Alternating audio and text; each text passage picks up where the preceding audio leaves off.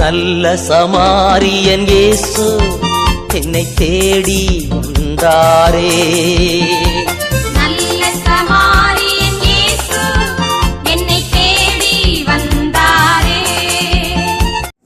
கிறிஸ்துவுக்குள் பிரியமானவர்களே, வாரம் ஒரு குறிஞ்சி தலைப்பிலே இதுவரை நாம் உங்களை சந்திப்பதிலே மிகுந்த மகிழ்ச்சி அடைகிறேன்.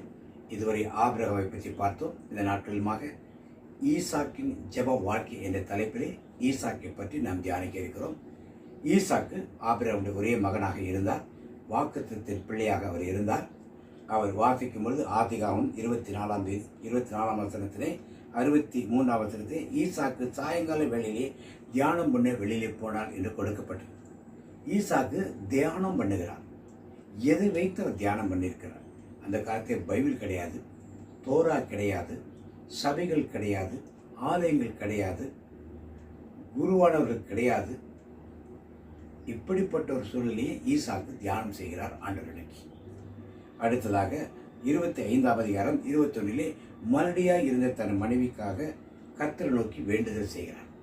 அப்போ மனைவிக்காக, குடும்பத்தின் பிரச்சனைகளுக்காக ஜெபிக்கக்கூடிய ஒரு ஆண் பிள்ளையாக ஈசாக்கி ஆண்டவரையே காட்டுகிறார். எத்தனை ஆண்கள் நம் வீடுகளில் இன்னைக்கு ஜெபிக்கிறார்கள்? எத்தனை ஆண்கள் தியானம் செய்கிறார்கள்? எத்தனை பெண்கள் ஜெபிக்கிறார்கள்? எத்தனை பெண்கள் தியானம் செய்கிறார்கள்? தியான ஆசிரமம் ஒன்று இருந்தால் அந்த இடத்திற்கு வரும் ஆண்களின் எண்ணிக்கை மிக குறைவு.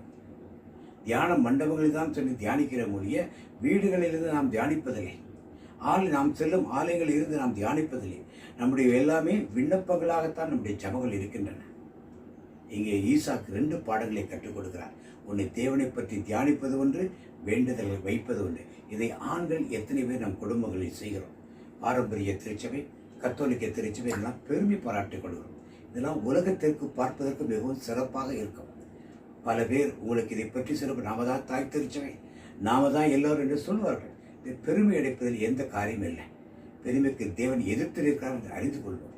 வேதத்தில் ஒவ்வொரு பரிசுத்தவான்களும் கற்றுக் கொடுத்த பாடங்களை நாம் செயல்படுத்த முயற்சி செய்வோம். அதுக்காகத்தான் வேதாகமம் கொடுக்கப்பட்டது.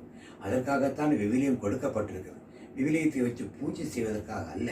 விவிலியத்தை ஆலயத்திற்கு எடுத்து வந்து தேவனுடைய வார்த்தையை திறந்து வாசிப்பதற்காக.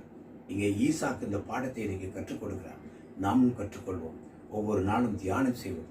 ஒவ்வொரு நாளும் வேண்டுதல் செய்வோம். குடும்பத்தின் பிரச்சனைகளை ஒவ்வொரு கோயிலாக சென்று அறிக்கையிடுவதை விட்டுவிட்டு, ஒவ்வொரு ஊழியக்காரரை தேடி சென்று ஜெபிப்பதை விட்டுவிட்டு தேவனை நோக்கி ஜெபிக்க ஆண்டவருக்கு ஈசாக்கின் வழியாக கற்றுக் கொடுக்கிறார். நாமும் கற்றுக்கொள்வோம். இயேசுக்கு நன்றி, இயேசுக்கு புகழ். மீண்டும் ஒரு குறுஞ்செய்திலே அடுத்த வாரம் உங்களை சந்திப்போம். Praise the Lord.